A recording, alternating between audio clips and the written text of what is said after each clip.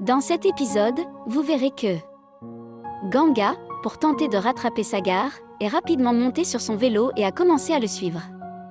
Lorsqu'elle arriva chez elle, Sagar sortait de sa voiture et Ganga, qui roulait si vite, perdit le contrôle et tomba. Sagar l'a aidé à se relever et lui a demandé « Que fais-tu ? Pourquoi roules-tu si vite ? Ne pourrais-tu pas venir lentement ?» Ganga a répondu « Je roulais vite à cause de toi. » « Tu ne m'écoutais pas ?» Sagar a demandé « Que dois-je écouter ? Après tout ce qui s'est passé aujourd'hui, que reste-t-il à entendre ?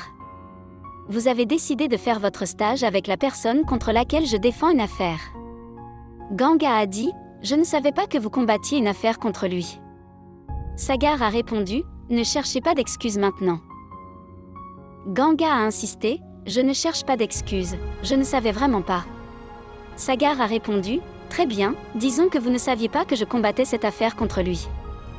Mais vous saviez que j'avais perdu une affaire contre lui la dernière fois, et pourtant, vous avez uni vos forces avec lui.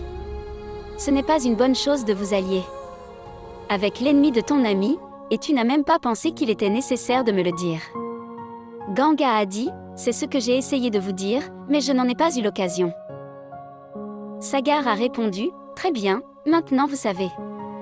Donc, si vous appréciez notre amitié, ou moi, même un peu, vous devriez immédiatement refuser de continuer votre stage avec Palash. » Ganga a accepté et a dit « Très bien, je vais l'appeler tout de suite. » Elle a sorti son téléphone, a appelé Palash et lui a dit qu'elle devait lui parler de toute urgence.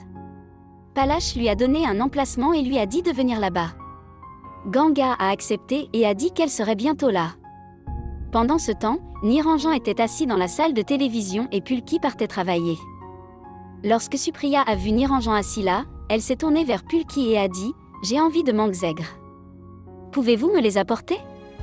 Pulki a répondu « Je me dirige vers une réunion très importante en ce moment, mais je vous les apporterai dans la soirée. » En disant cela, il est parti.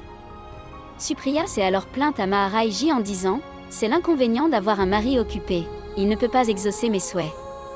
Il dit qu'il les amènera le soir, mais je les veux maintenant. » Maharaji a proposé de les lui procurer, mais Supriya a refusé et a dit « Non, ça va » et est parti. Plus tard, Madhvi est arrivé et Niranjan lui a demandé « Quand Sagar était sur le point de naître, aviez-vous envie de choses aigres ?» Madhvi a répondu « Oui, j'avais beaucoup envie de mangues aigres. » Pourquoi posez-vous cette question ? Niranjan a déclaré « Rien, juste des souvenirs du bon vieux temps. » Niranjan s'est ensuite rendu au marché, a acheté des mangues aigres et les a secrètement placées dans la partie de la maison de Supriya et Pulki avant de revenir. Supriya a vu cela et était très heureuse. Pendant ce temps, Ganga atteignit l'endroit où Palash lui avait demandé de venir. C'était une étrange zone ressemblant à un village où quelqu'un était mort et sa famille pleurait autour du corps. Les petits-enfants pleuraient. Ganga y a vu Palash et s'est approché de lui en lui demandant « Qu'est-ce que tu fais ici ?» Palash a expliqué « Je suis ici pour aider ces gens, c'est pour eux que je me bats. Ce sont ces gens dont la vie est mise en jeu en leur vendant des médicaments dangereux déguisés en drogue. » Ganga a remarqué une petite fille qui pleurait pour son père, et cela lui a rappelé son enfance lorsque son père était décédé, la laissant derrière elle, criant pour lui de la même manière.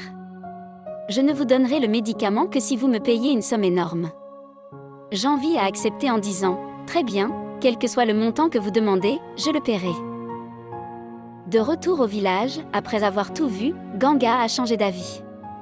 Lorsque Palash lui a demandé pourquoi elle était venue jusqu'ici, elle lui a demandé à quelle heure elle devrait venir demain. Palash, sentant que quelque chose se passait, dit « Vous n'êtes pas venu jusqu'ici juste pour demander ça. Dites-moi la vérité, pourquoi êtes-vous vraiment venu ici ?» Ganga a répondu « Je voulais juste vous dire que je soutiens pleinement ce que vous faites et que je vous aiderai à gagner cette affaire. » Palash l'a prévenu, c'est une affirmation audacieuse. Cela pourrait être très difficile. Ganga a répondu « Je sais à quel point ce chemin sera difficile, mais je n'ai pas peur. » Ganga a toujours choisi le chemin difficile, aussi difficile soit-il.